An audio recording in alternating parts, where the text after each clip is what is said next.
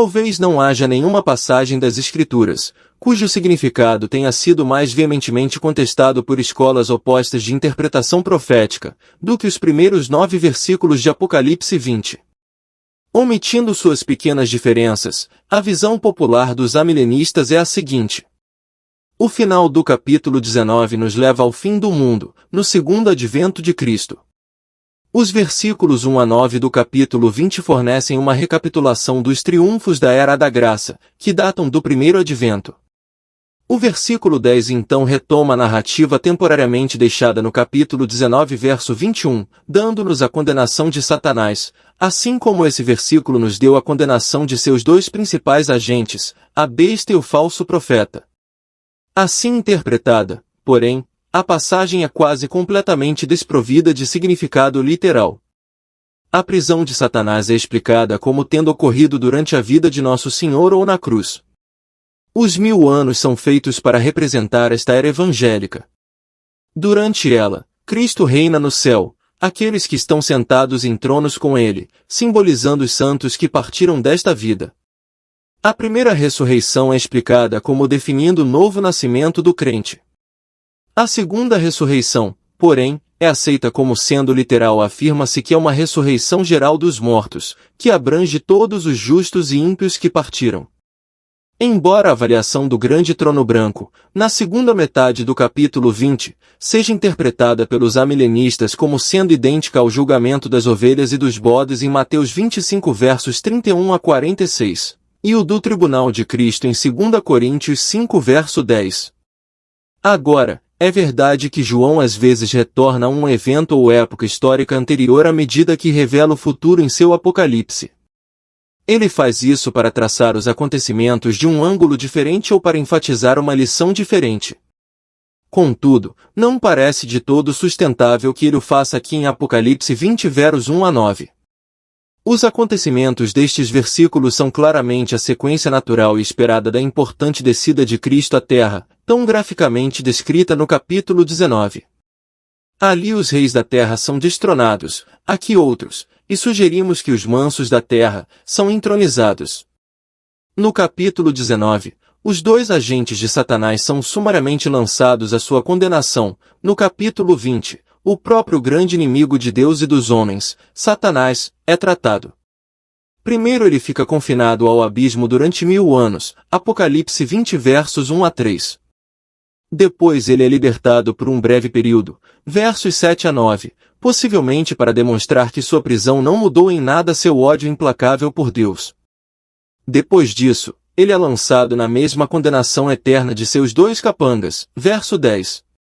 No capítulo 19, Cristo retorna à terra como Rei dos Reis, verso 16, e suprime toda oposição.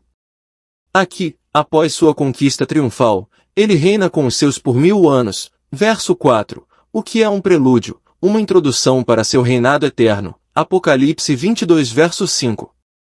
Deve-se observar também que temos nesta passagem 2 visões, cada uma introduzida pela expressão, e eu, vi, versos 1 e 4.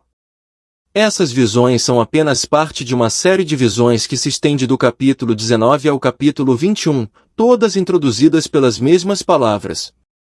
Sua descrição inspiradora flui suavemente em uma sequência cronológica simples, ordenada e majestosa.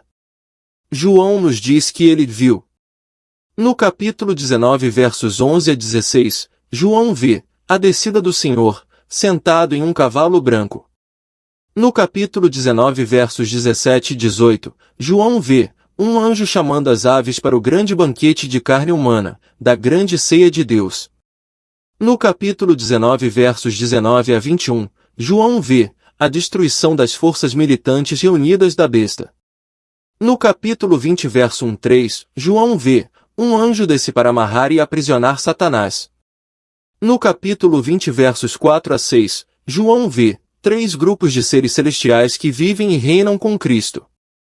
No capítulo 20 verso 11, João vê o grande trono branco.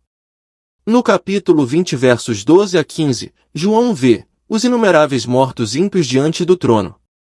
No capítulo 21 verso 1, João vê a nova criação. No capítulo 21 verso 2, João vê a cidade santa, a Nova Jerusalém. Certamente o leitor cuidadoso das Escrituras pode discernir que neste simples tratamento destes capítulos não há nada de contundente ou fantasioso. Apenas segue o esboço divino dos eventos futuros, sem se envolver em quaisquer detalhes expositivos de natureza controversa. Se isso for aceito como a previsão do futuro revelado pelo Espírito Santo, pense no que isso significa. Isso significa que a teoria da recapitulação amilenial, supostamente encontrada em Apocalipse 20, entra em colapso completamente, e vai longe ao expor a falácia de todo esse sistema de interpretação profética. Passaremos agora a examinar a passagem mais detalhadamente, o que confirmará ainda mais a total insustentabilidade do ponto de vista dos amilenial. Um defensor desse ponto de vista amilenial diz que os pré-milenistas às vezes nos fazem acreditar que todo o seu esquema milenar em Apocalipse 20 é claro como um mapa do bairro onde moramos. Só podemos responder que não acreditamos nem por um momento em tal coisa e é um assunto sério para alguém fazer uma declaração tão precipitada. O que acreditamos é que todo o esquema milenar está claramente escrito nas páginas das Sagradas Escrituras, das quais Apocalipse 20 é uma pequena porção. O mesmo escritor acusa o escritor pré-milenistas, Walter Scott, de misturar o simbólico e o literal por seu mero capricho, ao tratar desta passagem, porque o Sr. Scott trata a chave, a corrente e o selo como símbolos, mas os 1000 anos, o abismo, as duas ressurreições, etc., como literais. Parece nunca ocorrer ao crítico que isso é exatamente o que ele mesmo faz. Ele ensina que enquanto a ressurreição do versículo 12, que diz, eu vi os mortos, pequenos e grandes, presentes diante de Deus, é uma ressurreição literal dos mortos, mas a primeira ressurreição, do versículo 5, é um novo nascimento do crente. Além disso, ele faz isso, apesar do fato óbvio de que nos versículos 4 a 6, o Espírito Santo menciona as duas ressurreições juntas, e as menciona em uma linguagem que significa claramente que, embora no tempo, elas estejam separadas por 1000 anos, e ambas devam ser entendidas exatamente no mesmo sentido, literal. O apóstolo João diz, e vi as almas daqueles que foram degolados pelo testemunho de Jesus, e pela palavra de Deus, e que não adoraram a besta, nem a sua imagem, e não receberam o sinal em suas testas nem em suas mãos, e viveram, e reinaram com Cristo durante 1000 anos. Mas os outros mortos não reviveram, até que os 1000 anos se acabaram. Esta é a primeira ressurreição. Bem-aventurado e santo aquele que tem parte na primeira ressurreição, sobre estes não tem poder a segunda morte, mas serão sacerdotes de Deus e de Cristo, e reinarão com ele 1000 anos. Apocalipse 20 versos 4 a 6.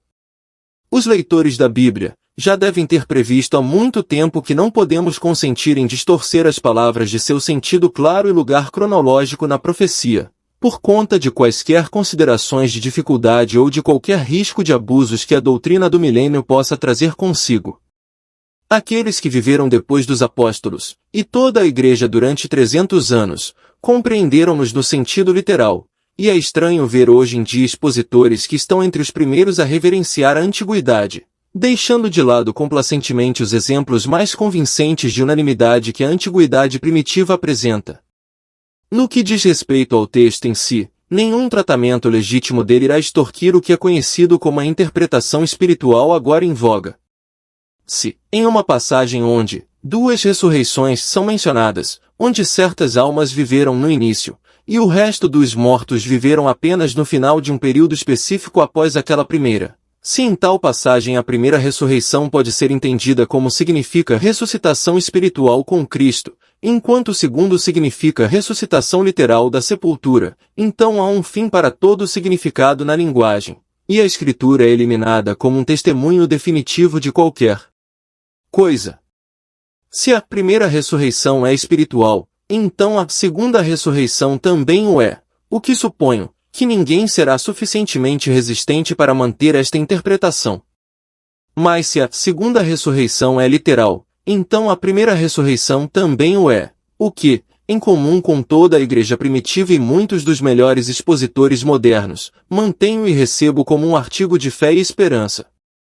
À luz do que foi dito, o leitor atento pode julgar por si mesmo quem é que mistura o simbólico e o literal conforme seu mero capricho, ao interpretar Apocalipse 20.